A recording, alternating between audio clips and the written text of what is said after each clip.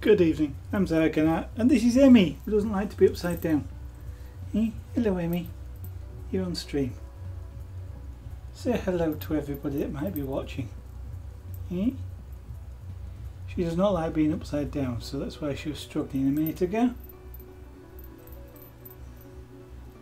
Let me put you down. There you go.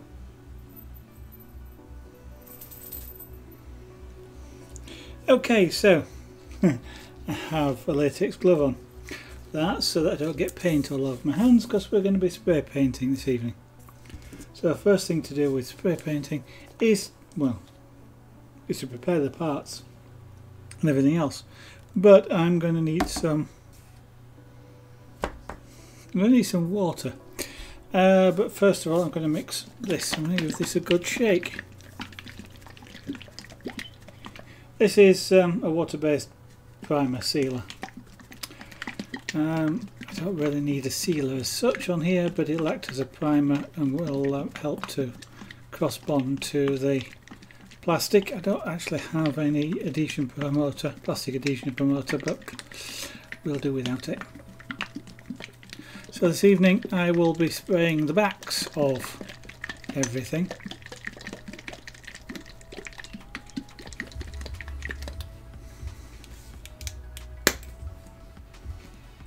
So I'm going to drop some of this into here.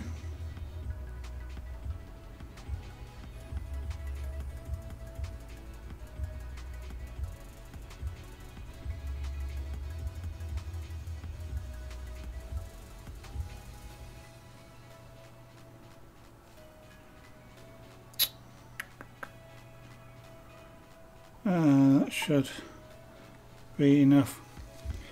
I'm going to make something like about half the container of stuff, so I'm going to dilute this a little bit. I prefer to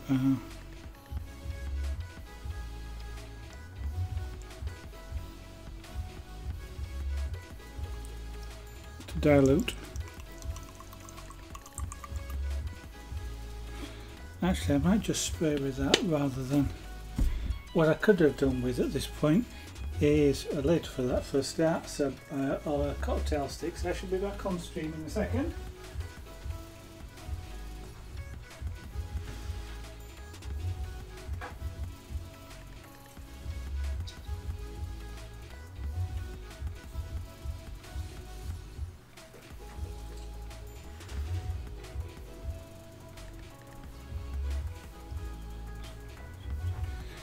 I shall give this a mix up.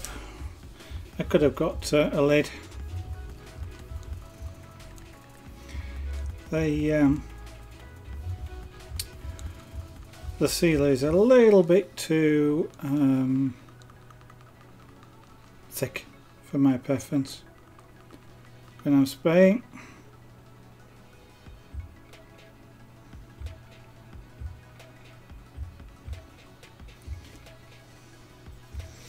Put this lid on and I shall give this a shake as well, holding my finger over both holes. I've done that before now.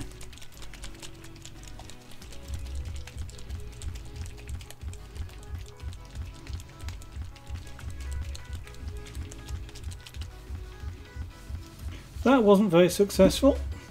Luckily I've got some paper towel handy.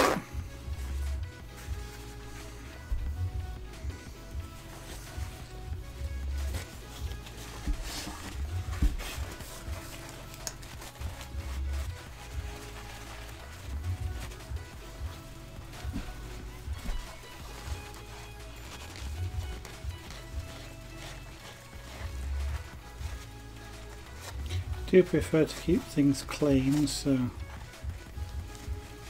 just give that a wipe down like that. That should do. Put that somewhere useful. Just fold it over. Put it over there. I need also to swap glasses. Do that one-handed now. So, I'm okay, as long as I don't use that finger.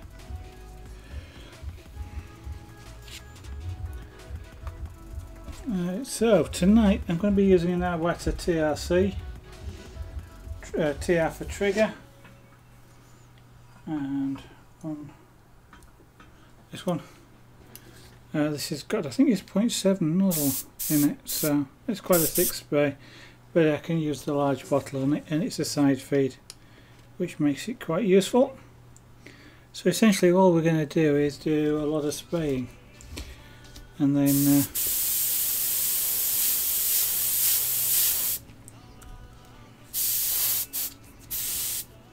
okay, there we go.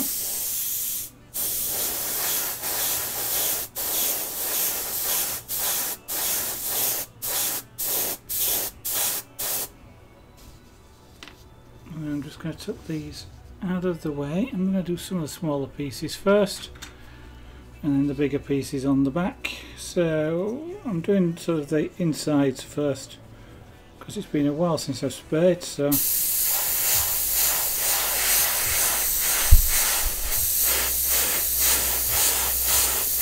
if I make a mess of it, at least it's not going to be a problem, because I'm doing the inside.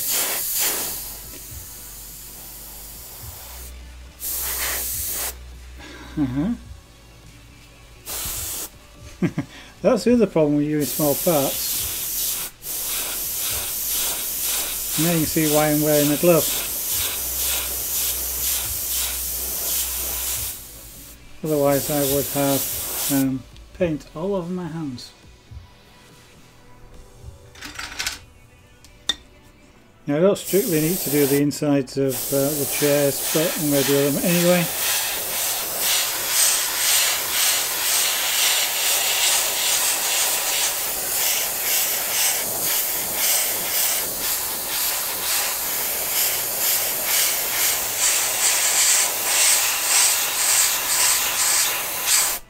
What we may do is paint the insides or the backs black, but we'll see.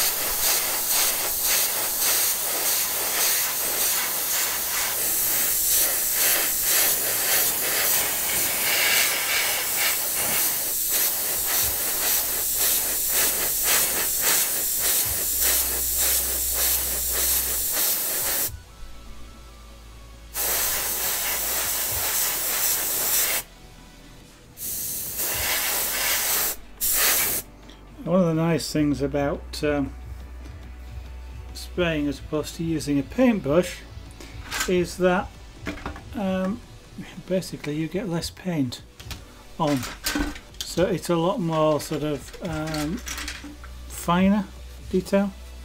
Don't really need to spray these at all, so I'm not going to. They're the back plates for the lights, so I'm not going to bother spraying those because they are completely covered and hidden. These are the seat mounts. Okay, so we'll do the seat mounts.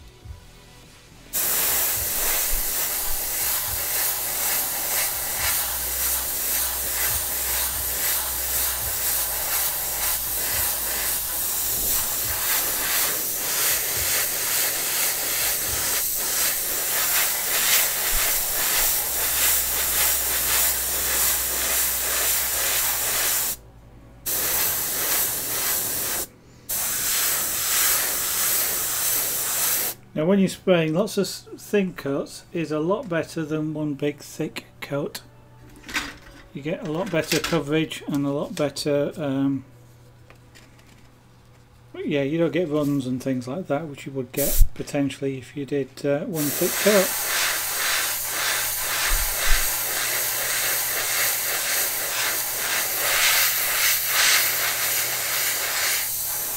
So whilst it may seem like it takes longer, if you were to have to repair runs and things, that takes a lot longer.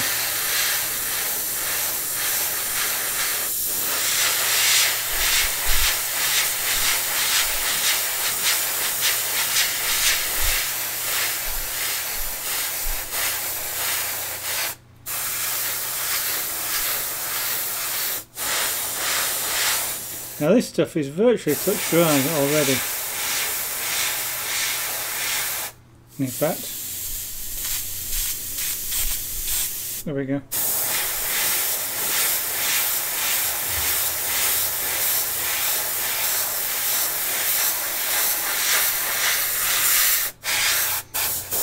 So I can almost give it a second coat almost straight away in a way.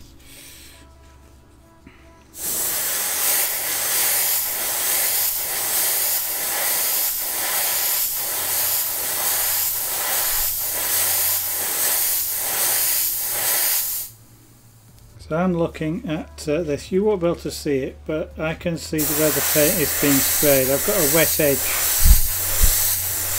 and I'm actually looking for, in this particular case, for a smooth or reasonably smooth wet appearance. I don't want to go too much, otherwise it will actually get too thick and it will run.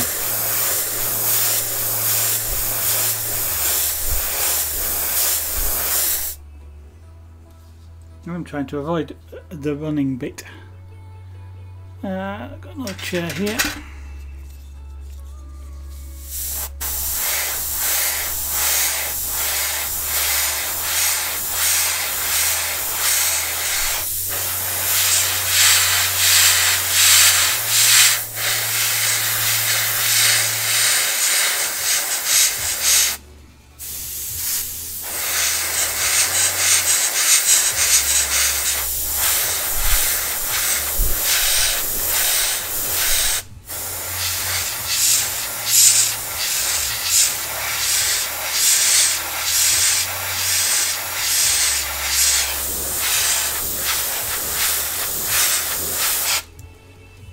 Now I have been asked quite a few times, how do I know where I'm spraying? Especially the fact that I'm spraying white on white.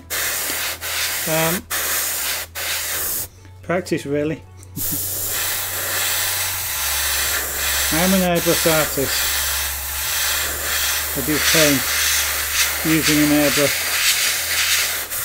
And so you get used to where your paint's going to come out of the nozzle.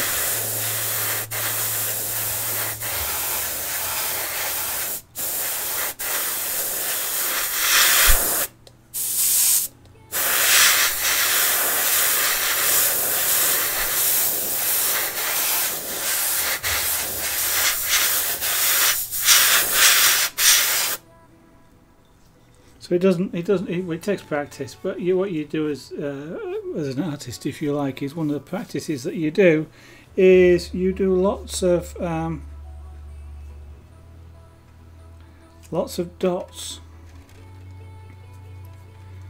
just going to take that nozzle off of there and just clean that needle. Well, I've got what they call tip dry on the needle, so paint dries on the needle, and then that makes it not spray very nice. But basically, yeah, as an artist, one of the things you do is you practice. And you practice just making dots, for example, on particular points. So you'll draw a grid and spot on each of the dots and where the lines cross.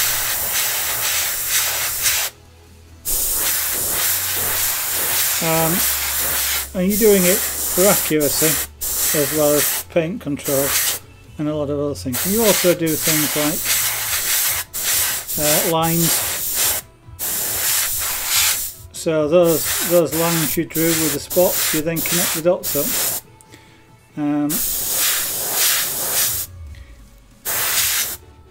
In order to do consistent lines.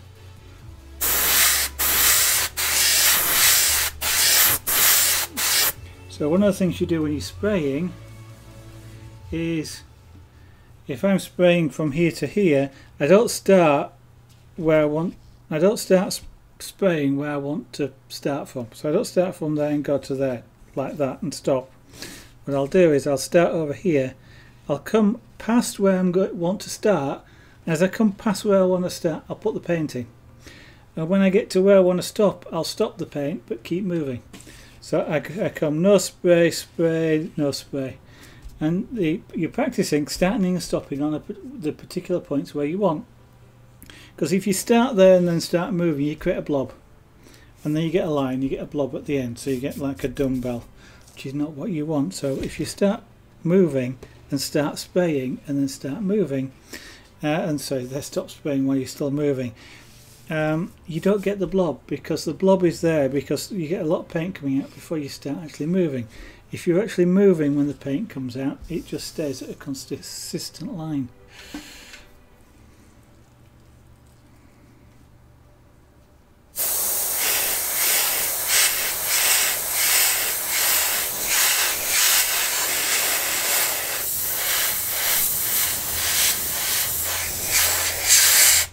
Now this is what they call a dual action airbrush, which means that I control, well, effectively I have an air control and I have a paint control. Single action airbrushes have just an air control. So you turn the air on and the paint starts coming out. Here I can turn the air on, there's no paint coming out of that. But as soon as I pull the trigger a little bit more, I get paint. Now this is called a trigger control, so I get one control doing both jobs. When I use a different type, which is a knob on the top usually, you push down for air and pull back for paint. This kind of combines it in just one. I kind of like this for this sort of work. I actually quite like the the trigger action anyway. I tend to use this airbrush a lot.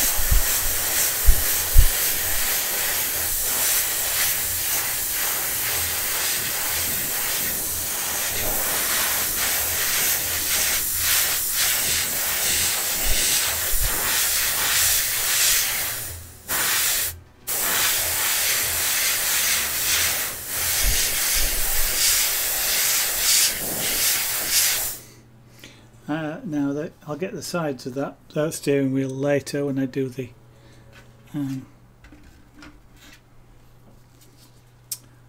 front side of it.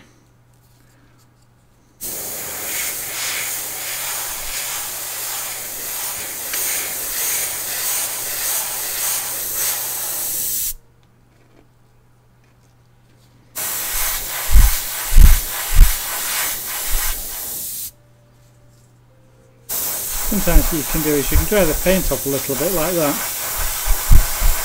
just passing air through it. So it's not hardened in that paint, but it is dried off. Also very useful for blowing stuff away, like dust. So some of these parts don't really need painting, and they're probably not going to be visible. But since I'm painting,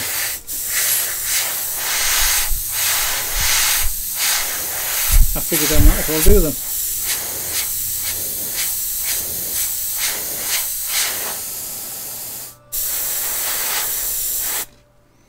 Being able to dry the paint off is relatively useful if you want to just grasp it like that. I can smudge the paint if I'm not careful. I'm not doing the edges on this, I'll do the edges when I do the front side.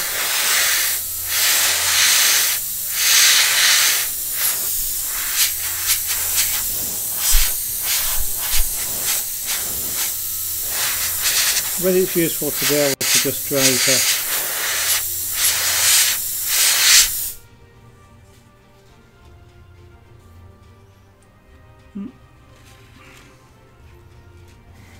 Careful, I don't want water around. I've got a cup of cold water there.